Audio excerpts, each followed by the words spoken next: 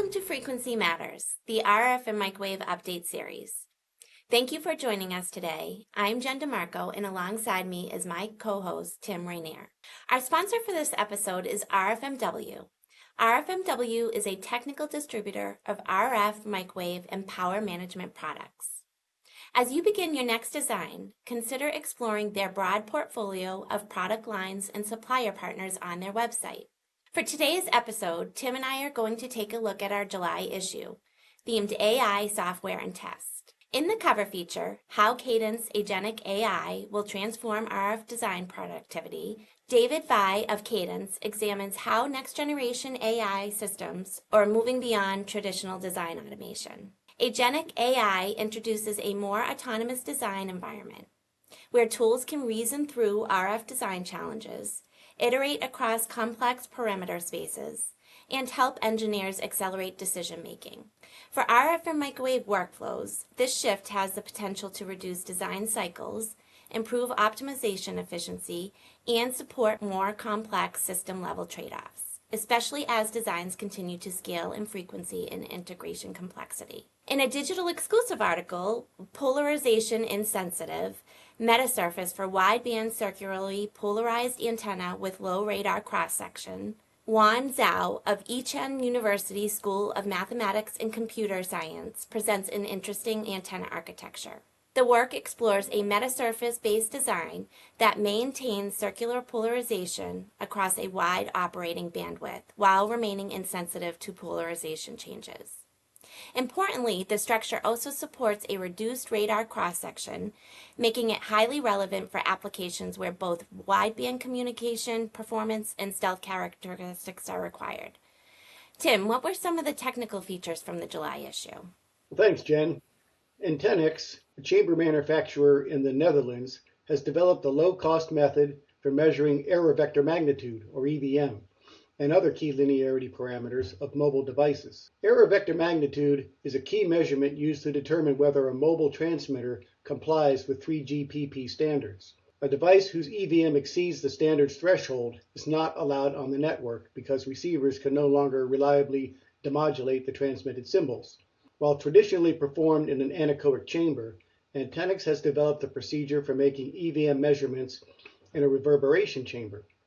They do this by characterizing and de-embedding the chamber's linear response, enabling accurate measurement of EVM and modulation distortions within a reverberation chamber.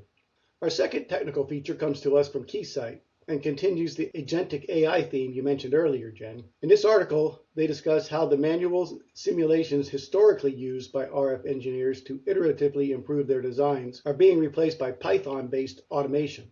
Many RF engineers do not consider themselves programmers, but this new tool flow from Keysight allows them to dip their toes into that end of the pool with no code, low code, and fully coded orchestration, adapting to both requirements and individual preferences. Combining Python with a visual flowchart offers the best of both worlds. Humans can quickly understand the logic, while decision-making can be handed off to agentic AI.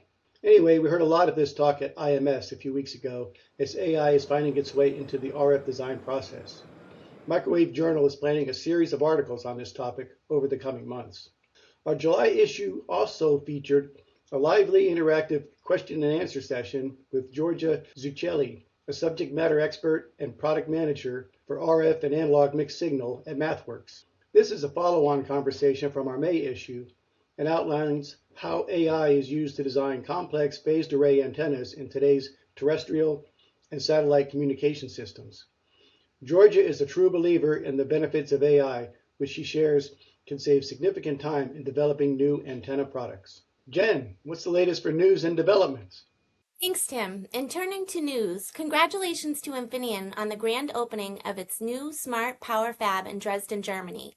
The €5 billion facility is one of Europe's most advanced semiconductor manufacturing sites and will produce billions of power semiconductor chips each year. Supported by the European Chips Act, the new fab strengthens Europe's semiconductor supply chain while helping drive AI infrastructure, renewable energy, electric vehicles, and other technologies powering the digital and green transformation. Congratulations to the Infineon team on this major milestone. Tim, what news stories caught your attention this week? Well, the European Commission is pushing a new proposal to reauthorize the 2 gigahertz mobile satellite services band starting in 2027. But why reauthorize? What has happened?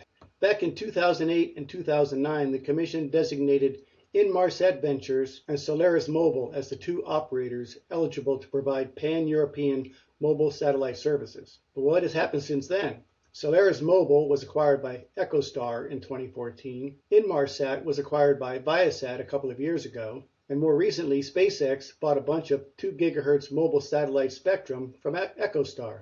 The European Commission is rightly concerned about sovereign ownership and who is licensed to use this key frequency band.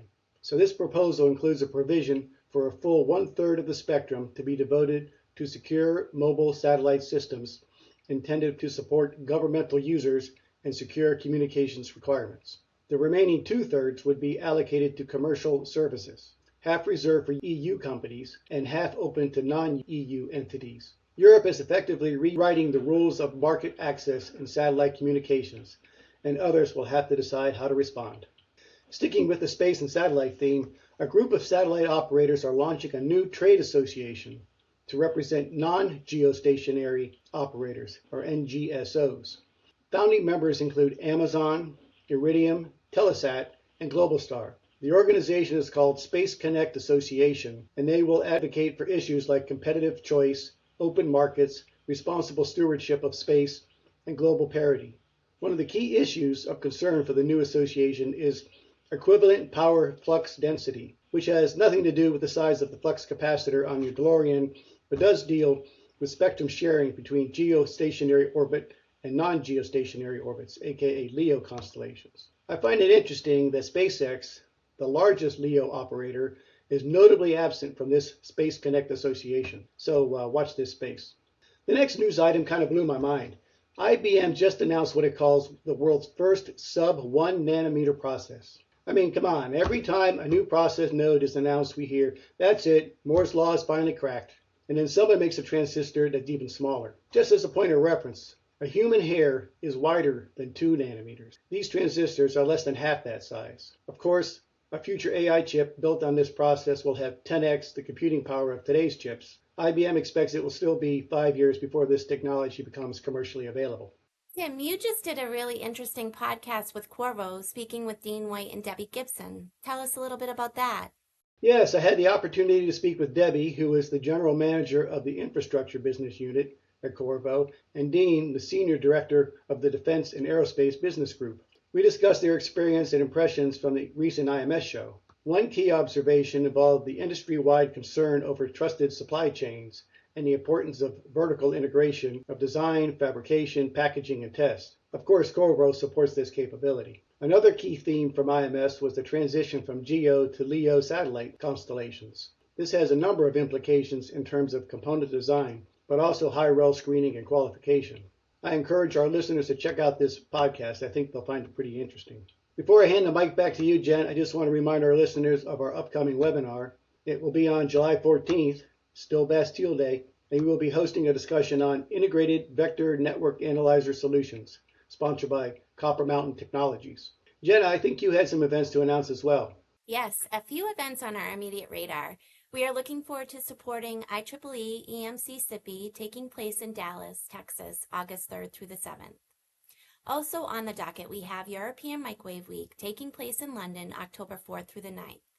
Microwave Journal is also looking forward to the European Defense Forum taking place on Wednesday, October 7th at EUMW.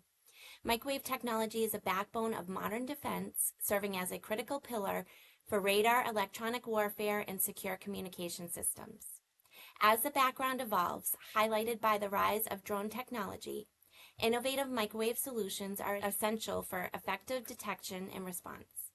The Defense Forum creates a unique ecosystem connecting funding bodies, industry, and academia to accelerate the translation of research into real-world defense capabilities.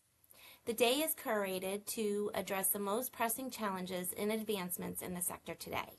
It's not to be missed, and you can register online now at eumw.eu. Well, as the world comes together for the FIFA World Cup, with matches taking place in cities across the United States, Canada, and Mexico, including right here in Philly and where you are in Foxborough, Mass., just outside of Boston. It's a reminder that innovation has always crossed borders.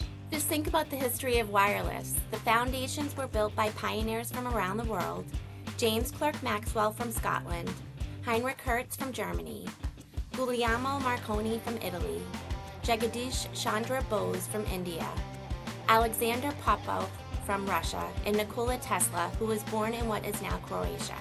Like the teams competing on the pitch, each brought unique ideas and discoveries that helped shape the future of wireless communications. And today, engineers from every corner of the globe continue that tradition. They collaborate across countries, companies, and disciplines to advance RF, microwave, and wireless technologies that connect billions of people every day, including the networks that keep fans connected and broadcast reaching audiences around the world during the World Cup. Just as this year's tournament unites host cities across North America and teams from around the globe, the history of wireless reminds us that innovation has always been an international effort. Every generation builds on discoveries made by engineers and scientists from many different countries, and our industry is stronger because of it. Whether it's on the field or in the lab, the best results come from people around the world working together. Our sponsor for this episode is RFMW. RFMW is a technical distributor of RF, microwave, and power management products. As you begin your next design, consider exploring their broad portfolio of product lines and supplier partners on their website. Thanks for watching, and we'll see you next time on Frequency Matters.